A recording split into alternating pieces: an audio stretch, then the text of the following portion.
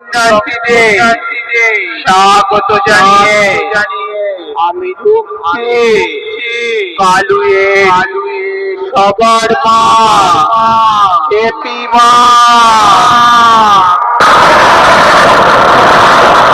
আমি আকাশ ছোঁয়া দুরন্ত সুনামি মহাশক্তিরূপিণী, আমার তেজস্ব শক্তি স্তব্ধ করে দেয় পৃথিবী।